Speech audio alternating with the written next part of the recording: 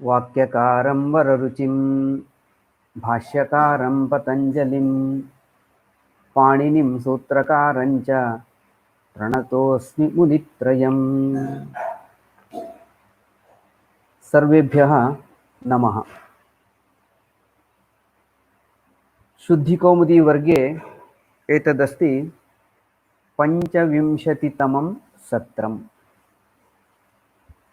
पूर्वतने चतुर्विंशतितमे सत्रे वयम् अन्ते कश्चित् व्यापारी सम्यक् व्यापारं करोति स्म इति वाक्यस्य विषये चिन्तनं कृतवन्तः। अन्ते तत्र ग्रन्थकारस्य आशयः पठितः आसीत्। अतः क्रयविक्रयादिरूपे व्यवहारे वाणिज्यपदस्य प्रयोगः तत्कर्तुः निर्देशाय वणिक् शब्दप्रयोगश्च वरम् इति ग्रन्थकारस्य आशयः श्रावितः आसीत्। क्रयविक्रयादिव्यवहारे व्यापारशब्दः शिष्टैः प्रयुक्तः न स्यात् इति आशयः प्रकाशितः आसीत्। किन्तु प्राचीनेषु केषुचित् ग्रन्थेषु तथा प्रयोगः कृतः अपि दृश्यते। एकम् उदाहरणं दर्शयितुम् इच्छामि। पञ्चतन्त्रे लब्धप्रणाशनामके तन्त्रे घण्टोष्ट्रकथा इति काचित् कथा अस्ति। तस्यां कथायां विष्णुशर्मा लिखति, कश्चन रथकारः प्रतिवसति स्म।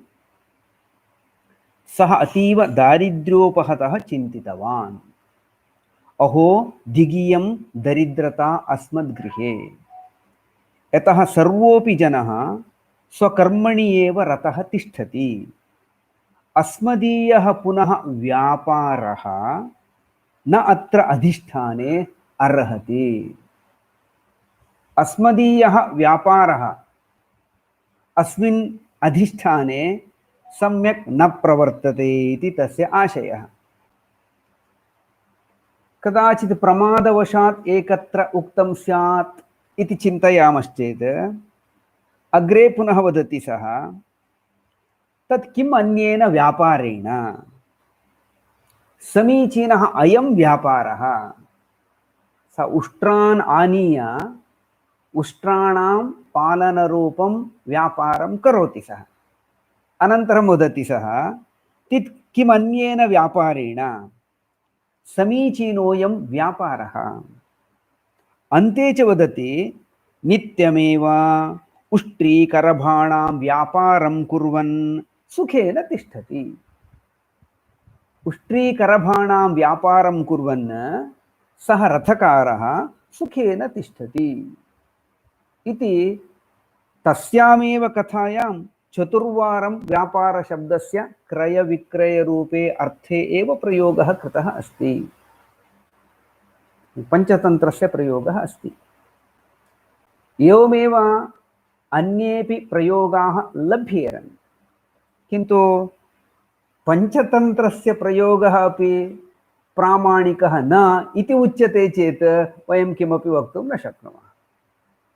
अतः क्रयविक्रयरूपे अर्थेपि पञ्चतन्त्रादिषु ग्रन्थेषु प्रयोगः वर्तते इति प्रदर्शनमात्रे मम तात्पर्यं तद् मया कृतमस्ति। अग्रे गच्छामः। तावत् शुद्धिकौमुदी पुस्तके 92तमं पृष्ठं पश्यन्तु। तत्र अस्ति अग्रिमं वाक्यं, कश्चन साधुः ग्रामसीमायां निवसति स्म। कश्चन साधुः ग्रामसीमायां निवसति स्म। किं वक्तुम् इच्छति वक्ता इति चेत्, कश्चन यतिः सन्यासी आगत्य ग्रामसीमायां निवसन् अस्ति। तद् सः वक्तुम् इच्छति, किन्तु वाक्यप्रयोगं कृतवान् अस्ति, कश्चन साधुः ग्रामसीमायां निवसति स्म। सन्यासी इति विरागी इति वा प्रयोगः शोभते। कश्चन सन्यासी अथवा कश्चन विरागी अथवा कश्चन विरक्तः आगत्य ग्रामसीमायां निवसति इति प्रयोगः वरम्। किमर्थम् इति चेत् साधुः नाम सभ्यः पुरुषः, साधुः नाम योग्यः पुरुषः, सत्पुरुषः। साधु शब्दः सन्यासिनः पर्यायपदं न। यः सन्यासी भवति सः साधुः नाम सज्जनः अपि भवति, किन्तु यः साधुः भवति सः सन्यासी एव भवेत् इति न नियमः। उत्तमस्वभाववान् सर्वोऽपि साधुः भवति। सन्यासी तो काम्यकर्म परित्यागी सर्वकर्म फलत्यागी च सः एव सन्यासी भवति। काम्यानां कर्मणां न्यासं सन्यासं कवयो विदुः इति भगवद्गीतायाम् उक्तमस्ति। एतादृशं न्यासं यः करोति सः भवति सन्यासी। एवं साधुत्वमिति व्यापकः धर्मः, बहुत्र भवितुमर्हति। सन्यासः तु व्याप्यः धर्मः। प्रापञ्चिकविषयेषु अनादरवान् विरागी इति उच्यते, सन्यासी इत्युक्ते। प्रकृतवाक्ये तु सन्यासी इति विरागी इति वा प्रयोगः शोभते। अतः ग्रामसीमायां कश्चन विरागी, कश्चन सन्यासी अथवा कश्चन विरक्तः वसति इति कथनमेव शोभते। कोशकारः हेमचन्द्रः एकः एव साधुर्जैने मुनौ वार्धुषिके सज्जनरम्ययोः इति वदति। तस्य दृष्ट्या साधुः नाम जैनमुनिः अपि। जैनमुनिः इति वक्तुं सः साधुशब्दस्यापि प्रयोगं करोति। अन्ये कोशकाराः तु साधुः इत्यस्य सज्जनादि अर्थमात्रं लिखितवन्तः दृश्यन्ते। अतः वयं तु तस्मिन् अर्थे विरक्तशब्दस्य वा विरागी शब्दस्य वा सन्यासी शब्दस्य वा प्रयोगं कुर्मः चेदेव वरं, न तु साधुः इति। ततः अग्रिमं वाक्यमस्ति, तस्य सांसारिकं जीवनं सुखमयं नास्ति। कश्चन गृहस्थः अस्ति, सर्वदा चिन्तामग्नः भवति। किमर्थं सः तथा अस्ति इति यदा विचारः प्रवर्तते तदा अन्यः वदति तस्य सांसारिकं जीवनं सुखमयं नास्ति।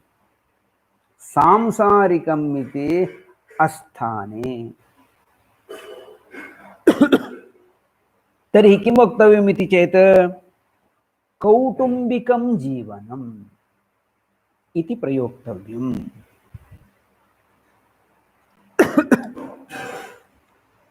तर्हि संसारशब्दः वा सांसारिकशब्दः वा संस्कृते नास्ति किम् इति यदि पृच्छ्यते सः शब्दः अपि अस्ति एव। कः अर्थः इति चेत् संसारः नाम इह प्रपञ्चः। माता पिता पुत्रादयः कुटुम्बशब्देन निर्दिश्यन्ते। एतस्मिन् वाक्ये सुखाभावः उच्यते कौटुम्बिकजीवने। यः सांसारिकजीवने सुखं न पश्यति सः विरक्तः सन् संन्यासाश्रमम् अवलम्बते। यः कौटुम्बिकजीवने सुखं न पश्यति स तु खिद्यमानः सन्नपि सुखप्राप्तये पुनः प्रयतते। अतः कौटुम्बिकजीवनम् इति तु भिन्नं, सांसारिकं जीवनम् इति तु भिन्नमेव अस्ति। अतः तयोः पर्यायपदत्वेन प्रयोगः न उचितः इति ग्रन्थकारस्य आशयः। समीचीनम्। अग्रिमं वाक्यमस्ति, तस्य पत्नीपुत्रादयः परिवारजनाः नगरान्तरम् अगच्छन्। पत्नी अस्ति, पुत्री अस्ति, पुत्रः अस्ति, एवम् अन्ये सर्वे जनाः। पत्नीपुत्रादयः परिवारजनाः नगरान्तरम् अगच्छन्। अहमेव प्रवासार्थं कुत्रापि गच्छामि, एकं नगरं गच्छामि। तत्रत्याः कार्यकर्तारः पृच्छन्ति, परिवारजनाः नागताः किं, पत्नीपुत्रादयः नागताः किम् इत्यर्थे परिवारजनाः नागताः किम्। एवमेव कञ्चित् पृच्छामः, भवतः परिवारः कुत्र तिष्ठति, पत्नीपुत्रादयः इत्यर्थे। किन्तु तस्मिन् अर्थे परिवारजनाः इति शब्दप्रयोगः अनुचितः। किं वक्तव्यं तर्हि, कुटुम्बजनाः इति प्रयोक्तव्यम्। परिवारः कुटुम्बम् अथवा कुटुम्बः लिङ्गद्वयेपि अस्ति। एतौ द्वौ समानार्थकौ न। संस्कृतभाषायां परिवारः नाम परिजनाः, सेवकादीनां गणः। तस्मात् पत्नीपुत्रादयः न परिवारजनाः अपि तु कुटुम्बजनाः। अतः एव निमन्त्रणपत्रादिषु सकुटुम्बं सपरिवारम् आगन्तव्यम् इति मुद्रणं क्रियते। कुटुम्बं तथैव परिवारश्च समानः चेत् सकुटुम्बम् आगच्छन्तु इति निमन्त्रणं पर्याप्तं। किन्तु निमन्त्रणावसरे वयं सकुटुम्बं सपरिवारम् आगच्छन्तु इति पृथक् पृथक् कुटुम्बशब्दमपि परिवारशब्दमपि लिखामः। एवं लेखनस्य परम्परा अस्ति। तस्य कः अर्थः, कुटुम्बः भिन्नः, परिवारः भिन्नः। तस्मात् स्पष्टं यत् परिवारः कुटुम्बात् भिन्नः इति। देशे बहुत्र कुटुम्बम् अथवा कुटुम्बः परिवारशब्देन निर्दिश्यते इतरभाषासु। तस्य प्रभावकारणतः संस्कृतेनापि अस्माभिः तथा कथ्यमानं स्यात्। किन्तु संस्कृते तु कुटुम्बशब्दस्य प्रयोगः एव वरम्। अग्रिमं वाक्यम् अस्ति, ज्येष्ठान् द्रष्टुं रिक्तहस्तेन मा गच्छ। कश्चन बालः अथवा युवा ज्येष्ठानां दर्शनार्थं प्रतिष्ठते, प्रस्थानं करोति। तदा अन्यः तं वदन्नस्ति, ज्येष्ठान् द्रष्टुं रिक्तहस्तेन मा गच्छ। किमपि नयतु, फलानि नयतु, पुष्पाणि नयतु, उपायनरूपेण वा समर्पणार्थं वा यत्किञ्चित् नयतु इति वदन्नस्ति। रिक्तहस्तेन इति अस्थाने प्रयोगः। तर्हि किं वक्तव्यम् इति चेत्, रिक्तहस्ततया इति प्रयोक्तव्यम्। तवाक्यं किं भवति? ज्येष्ठान् द्रष्टुं रिक्तहस्ततया मा गच्छ इति वाक्यं प्रयोक्तव्यं भवति।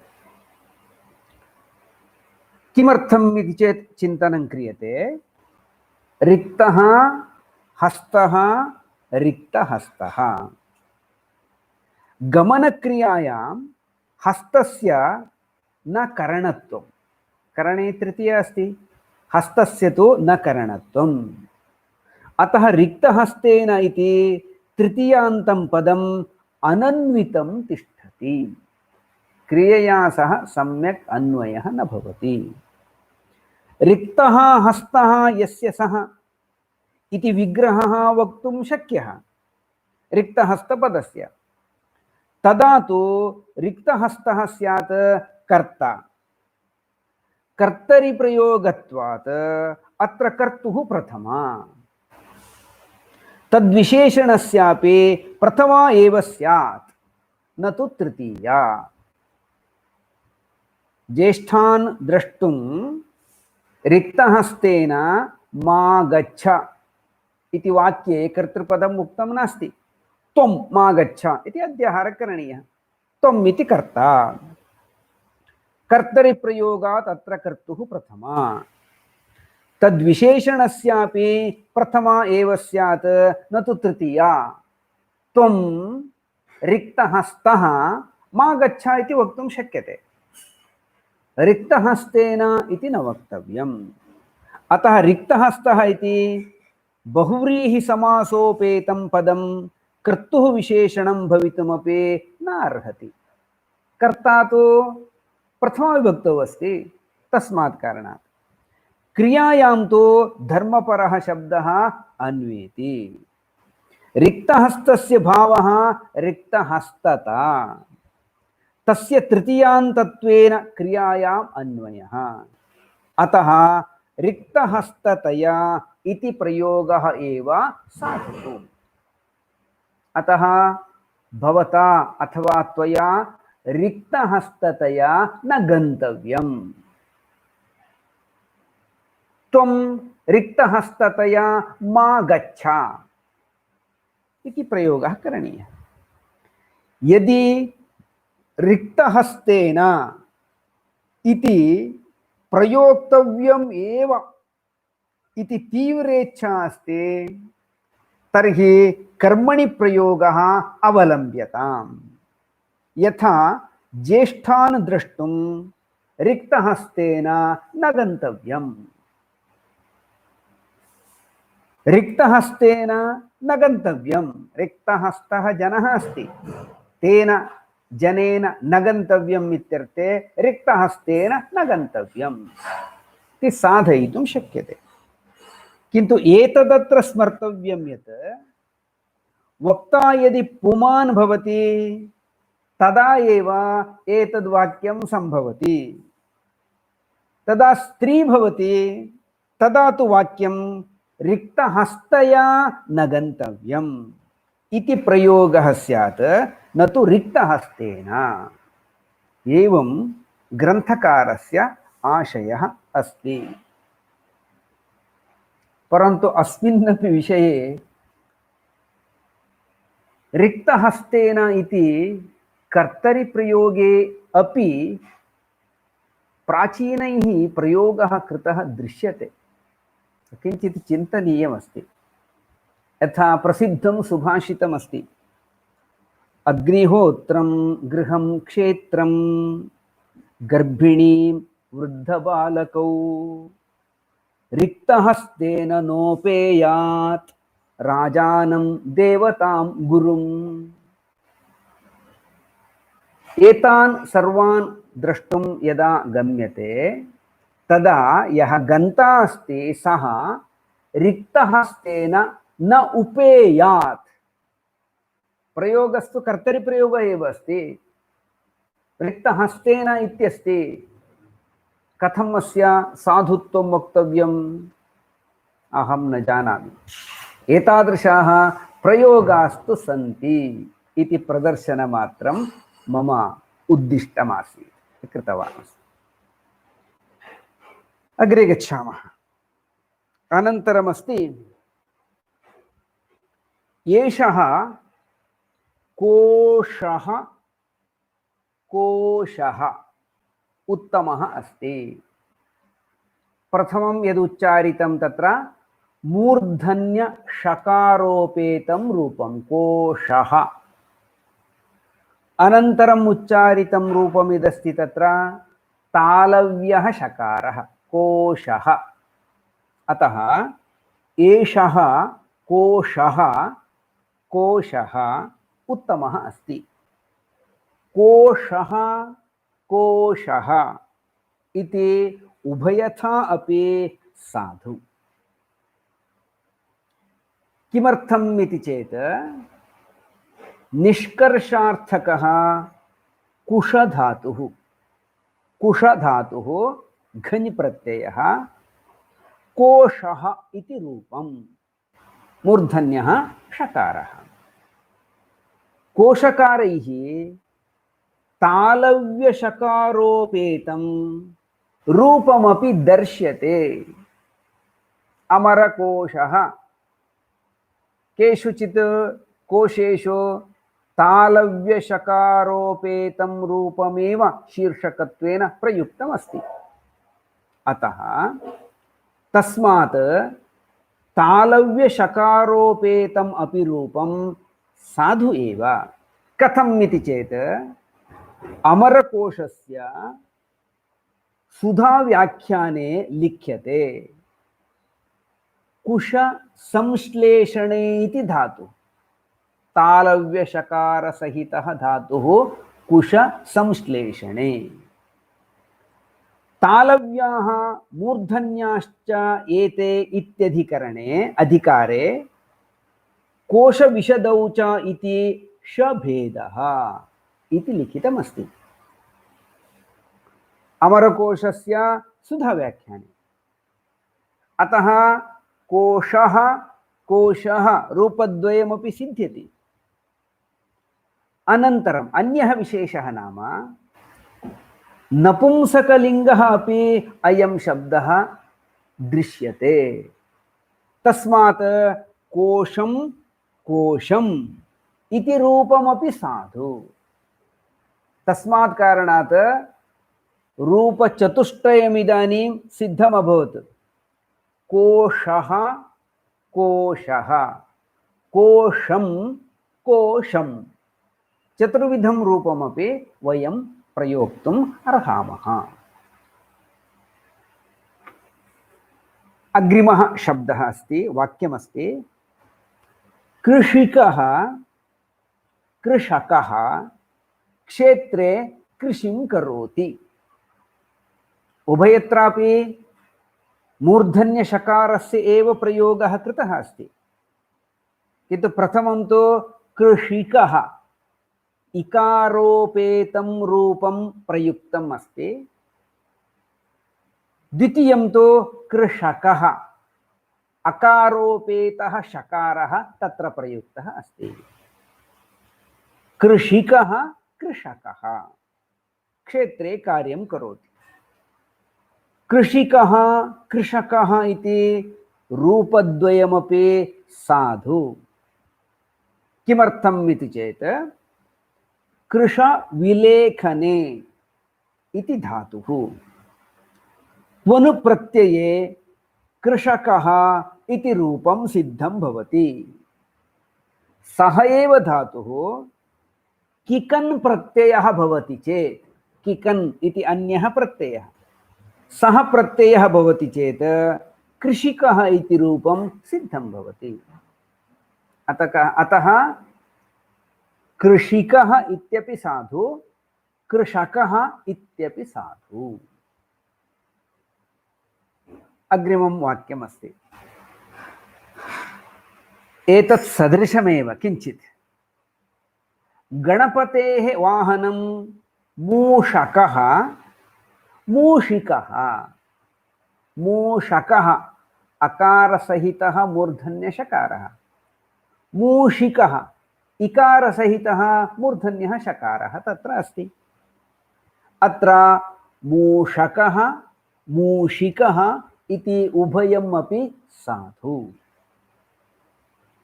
किमर्थम् इति चेत् स्थेयार्थकस्य मुषधातोः मुषस्थेये इति धातुः, तस्य धातोः नुल् प्रत्यये कृते मूषकः इति रूपं सिद्धं भवति।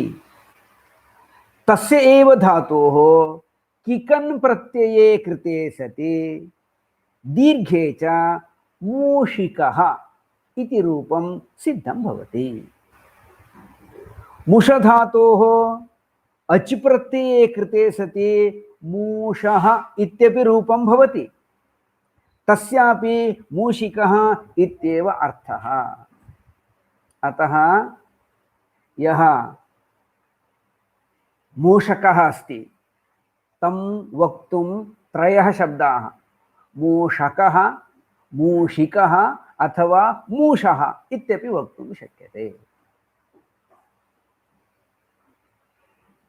अग्रिमः शब्दः अस्ति, एषः नारिकेलः उन्नतः अस्ति, नालिकेरः उन्नतः अस्ति।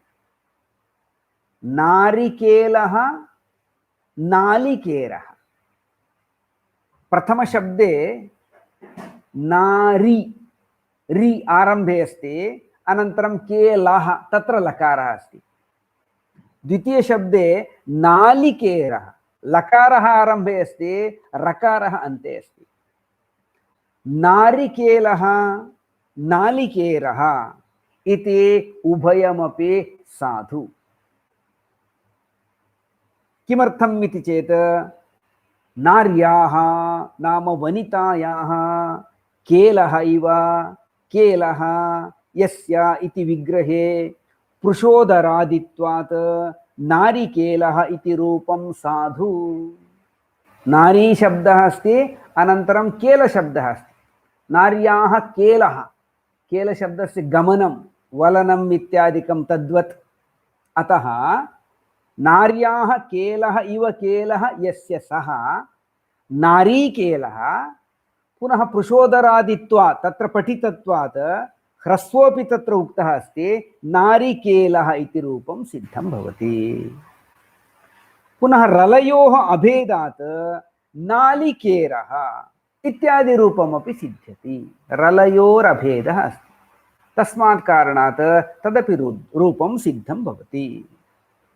अत्र नारिकेलः वृक्षवाची, तस्मात् पुंस्त्वं युक्तम् अस्ति। फलवाचित्वे तु नपुंसकता। नारिकेलं पूर्वम् आरम्भे एव एषः विषयः चिन्तितः अस्ति। आम्रः इति वदामः चेत् वृक्षः, आम्रम् इति वदामश्चेत् फलम् इत्यर्थः।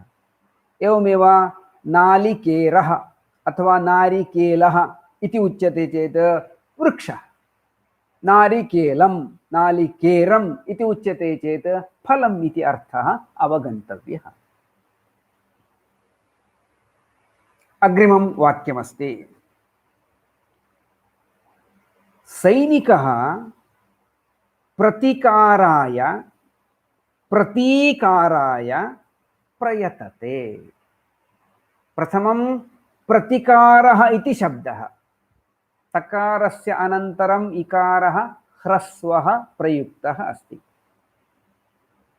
द्वितीयः शब्दः अस्ति प्रतीकारः, तकारस्य अनन्तरं दीर्घः ईकारः तत्र प्रयुक्तः अस्ति। प्रतिकारः प्रतीकारः, प्रतिकारः प्रतीकारः इति उभयमपि साधु एव। उभयमपि साधु। करणार्थकस्य कृञ् धातोः, डकृञ् करणे इत्येव धातुः, तस्य धातोः घञ् प्रत्यये सति प्रतिकारः इति रूपम्। प्रति इति उपसर्गः, डकृञ् करणे धातुः, घञ् प्रत्ययः, प्रतिकारः इति रूपम्। उपसर्गस्य घञ्यमनुष्ये बहुलम् इति सूत्रेण दीर्घः भवति। दीर्घः भवति चेत् प्रतीकारः, तस्मात् प्रतीकारः इत्यपि रूपम्। प्रतिकारः प्रतीकारः। एवमेव परिवाहः परिवाहः, तत्रापि रूपद्वयमस्ति। परिवाहः परिवाहः इत्यपि रूपमस्ति। अनन्तरमस्ति हनुमान् हनुमान्, रामस्य परमभक्तः। प्रथमं हनुमानिति ह्रस्व उकारोपेतं रूपम् उच्चारितमस्ति। अनन्तरं हनुमानिति दीर्घ ऊकारोपेतं रूपम् उच्चारितम् अस्ति। एतत् द्वयमपि हनुमानिति हनुमानिति उभयथा अपि साधु। सः शब्दः हनुमान् अथवा हनुमान् इति शब्दः कथं निष्पन्नः इति चेत्, हनुः इति उकारान्तं पदं, हनुः उकारान्तं पदम् अस्ति। हन धातोः औणादिके उप्रत्यये हनुः इति रूपम्। तस्यैव धातोः औणादिकः ऊञ् प्रत्ययः अपि भवति, तदा हनुः इति रूपम्। हनुः अस्य अस्ति इति हनुमान्, हनुः अस्य अस्ति इति हनुमान्। तर्हि अस्माकं सर्वेषामपि हनुः अस्ति एव, वयं किमर्थं हनुमन्तः न भवेम इति पृच्छ्यते चेत् श्रीमद्रामायणस्य उत्तरकाण्डस्य कथा स्मर्तव्या। हनुमान् यदा शिशुः आसीत्, सः चन्द्रसूर्यबिम्बं दृष्ट्वा फलमिति मत्वा ग्रहीतुं तत्र धावितवान्। देवेन्द्रः आगत्य वज्रायुधेन तस्य मुखे प्रहारं दत्तवान्। तस्य हनुः एवं अग्रे आगतं। तस्य हनुः वैशिष्ट्यं प्राप्नोत्। तस्मात् कारणात् एव विशिष्टं हनुः, विशिष्टः हनुः यस्य सः हनुमान् उच्छूनमभवत्। तस्मात् कारणात् एव विशिष्टहनुसहितः सः अभवत्। तस्मात् कारणात् सः हनुमान्। हनु इति स्वीक्रियते चेत् हनुमान् इति कथां वयं जानीमः एव। उभयतापि हनुमानिति हनुमानिति उभयतापि प्रयोगः प्राचीनेषु ग्रन्थेषु दृश्यते। यथा रामायणे सुन्दरकाण्डे मत्करोत्सृष्टवज्रेण हनुस्तस्य तदा क्षतः नाम्नैष हरिशार्दूलः भविता हनुमानिति। एषः कपिशार्दूलः इतः परं हनुमान् इति प्रथितः भविष्यति इति वचनं श्रीमद्रामायणे उत्तरकाण्डे एव अस्ति। अतः हनुमान् इति शब्दः। अहं केशरिण क्षेत्रे वायुना जगदायुना जातः कमलपत्राक्ष हनुमान् नाम वानरः। हनुमान् इति महाभारतस्य प्रयोगः। रामायणेपि हनुमान् इति प्रयोगः अस्ति एव। ततो हनुमान् दशकण्ठनीतां सीतां विचेतुं पथिचारणानां महेन्द्रशैलस्य खगेन्द्रवेगः प्रस्थादुदस्थात् प्रथमानवेगः इति चम्पूरामायणे प्रयोगः अस्ति हनुमान् इति। हनुमान् इति बहुत्र प्रयोगः अस्ति एव। अतः हनुमान् इति हनुमान् इति उभयथापि शुद्धमेव। रामं स्कन्दं हनुमन्तं वैनतेयं वृकोदरं शयने यस्मरे नित्यं दुःस्वप्नस्तस्य नश्यति इति वयं सर्वेपि वदामः एव। तत्र हनुमन्तम् इति प्रयोगः अस्ति। अतः हनुमान् हनुमान् द्वयमपि शुद्धमेव। अग्रिमं वाक्यमस्ति तस्य मध्यमाङ्गुली अथवा मध्यमाङ्गुलिः दीर्घा अस्ति। प्रायः सर्वेषामपि मध्यमाङ्गुली अथवा मध्यमाङ्गुलिः एव दीर्घा भवति। एकत्र अङ्गुलीति ईकारान्त शब्दः प्रयुक्तः अस्ति, अन्यत्र अङ्गुलिः इति इकारान्त शब्दः प्रयुक्तः अस्ति। मध्यमाङ्गुली अथवा मध्यमाङ्गुलिः दीर्घा अस्ति, उभयत्रापि स्त्रीलिंग शब्दः एव। अङ्गुलिः अङ्गुली इति उभयथा अपि साधु। अङ्गुलिः इत्यत्र उलिच् प्रत्ययः, तस्यैव विकल्पेन नीप् अपि भवति। नीपि सति अङ्गुली इति रूपं सिद्धं भवति। प्रयोगः प्रदर्श्यते। प्रयोगः यथा उद्वेजयति अङ्गुलिपार्ष्णिभागान्। कुमारसम्भवे कालिदासस्य प्रयोगः अस्ति। अङ्गुलिपार्ष्णिभागान् उद्वेजयति। अङ्गुलिपार्ष्णिभागान्, अङ्गुलेः पार्ष्णिभागः अङ्गुलिपार्ष्णिभागः इत्युक्ते अङ्गुलिशब्दः अत्र गृहीतः अस्ति। सः एव कालिदासः रघुवंशमहाकाव्ये लिखति त्याज्यो दुष्टः प्रियोऽप्यासीत् अङ्गुलीवोरगक्षत। दिलीपस्य गुणकीर्तनवेलायाम् एषः श्लोकः तेन उक्तः अस्ति। तस्य यदि कश्चन दुष्टः अस्ति चेत् सः दुष्टः अस्ति चेदपि सः त्याज्यः एव आसीत्। कथमिव इति चेत् उरगक्षत अङ्गुली इव। सर्पेण दष्टा अङ्गुली प्रिया अस्ति चेदपि कर्तयित्वा क्षेपणीया एव, क्षिप्यते एव।